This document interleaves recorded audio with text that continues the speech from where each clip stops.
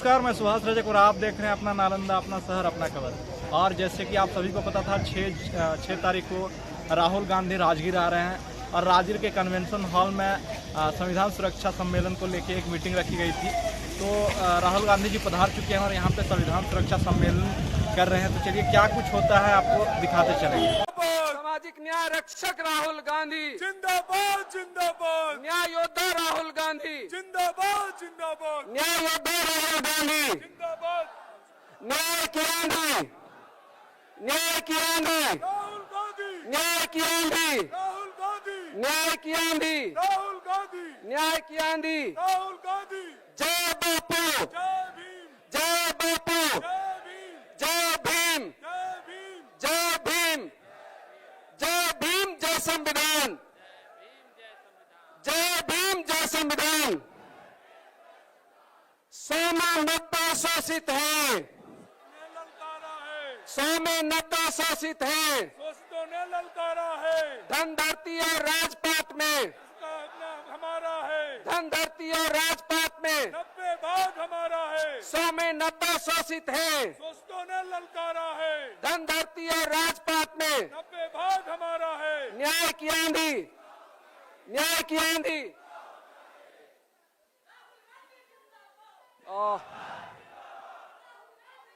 मैं निवेदन करता हूं अमित जी से आए और जो स्वागत का कार्यक्रम है वो अनाउंस करेंगे। एक एक करके आएगा, कोई भी भीड़ नहीं लगाइएगा प्लीज। आइए अमित जी।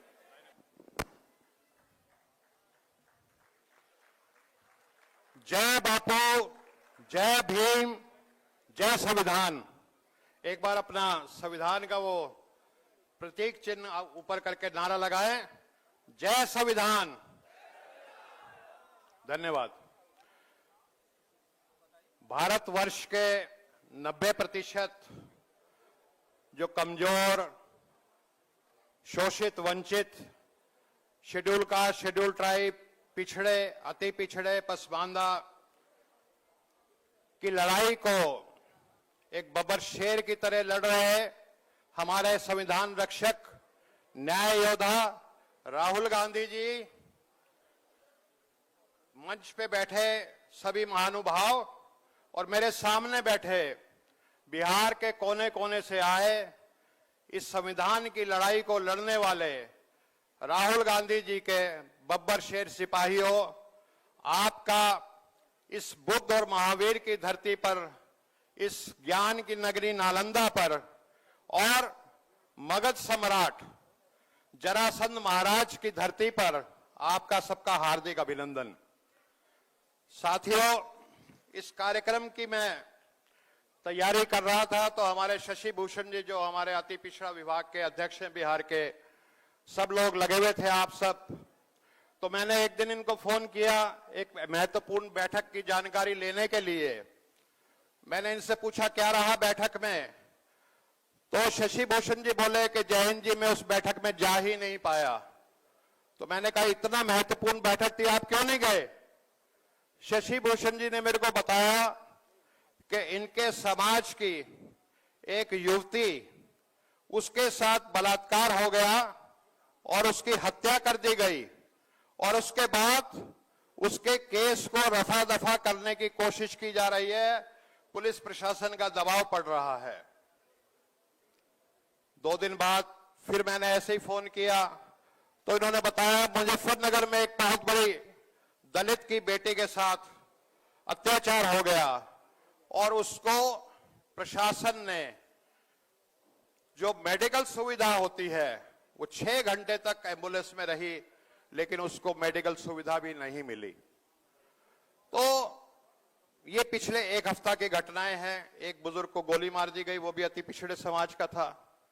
लेकिन ये ऐसा नहीं है कि पिछले 1 हफ्ते से ही ऐसा हुआ है। हजारों साल से इस देश में जो दलित हैं, जो अति पिछड़े हैं, जो आदिवासी हैं, जो भी कमजोर वर्ग से आते हैं इस जाति व्यवस्था में, मनुवादी व्यवस्था में, उनके साथ लगातार इस तरह की घटनाएं होती रही हैं। और इसका सवाल ये है कि इनके साथ कैसा होता क्यों है, और उसका सवाल का एक बहुत ही सीधा साधा सरल उत्तर है कि इन वर्गों की जो हमारे देश की जो सत्ता संरचना है, जो पावर स्ट्रक्चर है, जो शक्ति की संरचना है, इन 90% लोगों की उसमें भागीदारी 0 है।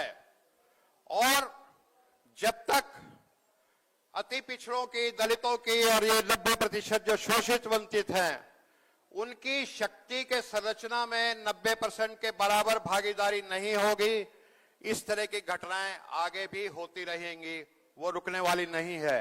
और इसीलिए राहुल गांधी जी आप सबकी लड़ाई लड़ रहे हैं और वे लड़ाई लड़ रहे हैं कि 90% को, उनको 90% भागीदारी मिलनी चाहिए। आज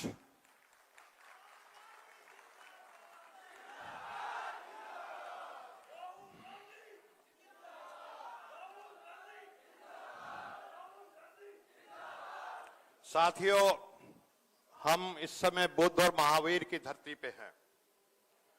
एक राजकुमार जो महलों में रहता था, वो उसके पास सब सुख सुविधा थी, सब कुछ था, महल थे, सेवा करने वाले नौकर थे, लेकिन जब उसने आम इंसान के दुख को देखा तो वो महल छोड़ करके जंगलों में निकल गया और आगे चल के महात्मा बुद्ध कहलाया।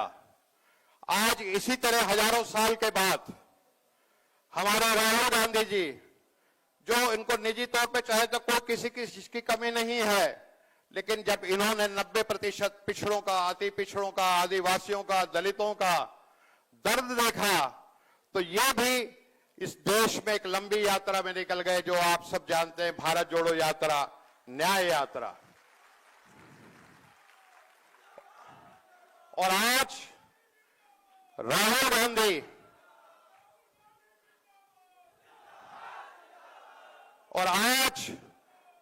गांधी हम सबके लिए, हम अति पिछड़ों के लिए, आदिवासियों के लिए, इन ताकतों से जो सारी की सारी ताकत अपनी मुट्ठी में रखना चाहते हैं, वो 10% मनुवादी, उनसे अकेले इस पूरे देश में लड़ाई लड़ रहे हैं। और आपने देखा कि ये लड़ाई इतनी आसान नहीं होती। जब जब भी कोई मनुवादी ताकतों के खिलाफ लड़ता है, पूरा ब्रह्मांड की जो मनुवादी शक्तियां हैं, जो नेगेटिव फोर्सेस हैं, वो उस शख्स के खिलाफ हो जाती हैं कि ये समता की बात क्यों कर रहा है, ये बराबरी की बात क्यों कर रहा है। और इसी चीज के चलते आपने देखा राहुल गांधी जी के ऊपर बार बार एफआईआर होती है, बार बार मुकदमे दर्ज होते हैं। आपके दरभंगा में राहुल गांधी जी आए, इनका क्या कसूर था? ये बिहार के जो अंबेडकर अस्पताल हॉस्टल में रहने वाले दलित छात्रों से मिलना चाहते थे। एक लीडर ऑफ अपोजिशन, लोकसभा का नेता प्रतिपक्ष, अगर बिहार में दलित छात्रों से मिलना चाहता है तो क्या यह अपराध है? आप जवाब दीजिए। लेकिन फिर भी इनके ऊपर एफआईआर कर दी गई, क्योंकि ये आपकी लड़ाई को लड़ रहे थे। ईडी के मुकदमे, सीबीआई के मुकदमे, संसद सदस्यता इनकी छीन ली गई, हत्या की धमकियां आए दिन इनको दी जाती हैं, मजाक उड़ाने की कोशिश की जाती है, गालियां दी जाती हैं। और ये सब ये क्यों सह रहे हैं? क्योंकि इनके दिल में 90% अति पिछड़ा दलित आदिवासी का दर्द है, जैसे महात्मा बुद्ध के दिल में दर्द था। और महात्मा बुद्ध की वो जो आपने देखी होगी मूर्ति अभय मुद्रा, जिसमें महात्मा बुद्ध ऐसे हाथ करके बैठते हैं, उस महात्मा बुद्ध की अभय मुद्रा की मूर्ति से राहुल जी प्रेरणा लेकर के अभय होकर के निडर, निर्भीक, बहादुरी से आपकी और हम सबकी लड़ाई को लड़ रहे हैं। 29 जुलाई 2024 लोकसभा का सदस्य सत्र चल रहा था, जाति जनगणना के ऊपर बात हो रही थी, और जो मोदी है और उसके जो झुंड के लोग लोकसभा में बैठे थे, वो राहुल जी की जाति जनगणना की बात को उठाने का मजाक उड़ा रहे थे।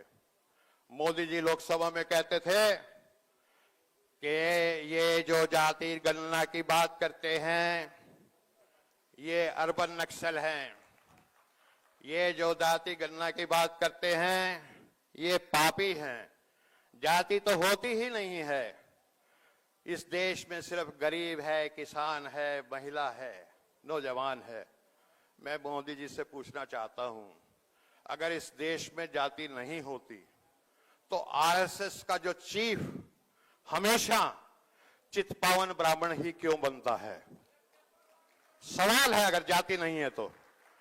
और उस समय जब राहुल जी का बोलने का नंबर आया, राहुल जी खड़े हुए और जैसे हमेशा शांत रहते हैं, इन्होंने बड़े मुस्कुराते हुए शांति से कहा कि Modi ji, whether you like it और यू डोंट लाइक इट, आप भले ही इस बात को पसंद करें या ना पसंद करें, लेकिन मैं आज इस संसद भवन में खड़े होकर कह रहा हूं कि आप ही की सरकार से और लोकसभा के इसी सत्र काल में मैं आपसे जाति जनगणना करा करके रहूंगा। और आपने देखा, जो राहुल गांधी जी के नेतृत्व में जब आप सारे बब्बर शेर खड़े हो गए तो मोदी जी घबरा गए। वैसे बहुत जल्दी घबरा जाते हैं मोदी जी, आपने देखा हाल में।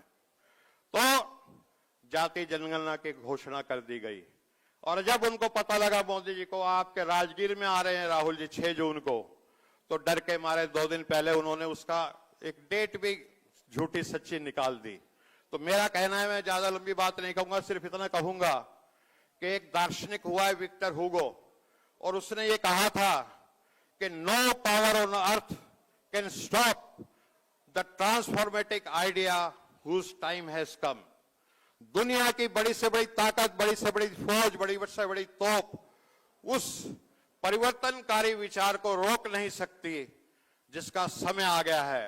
और आज राहुल जी के नेतृत्व में आप सब बब्बर शेरों के साथ समय आ गया है कि इस देश में 90% को उनकी उचित भागीदारी मिले, और ये होके रहेगा। और मैं सिर्फ इतना कहूंगा कि इस तरह आप अपना हौसला बनाए रखिए, इन अंधेरों में इतना क्षमा जलाए रखिए, सुबह होने को है माहौल बनाए रखिए। एक किरण नूर की जुल्मात पे भारी होगी, रात मनुवादियों की सही, सुबह हमारी होगी। जय हिंद।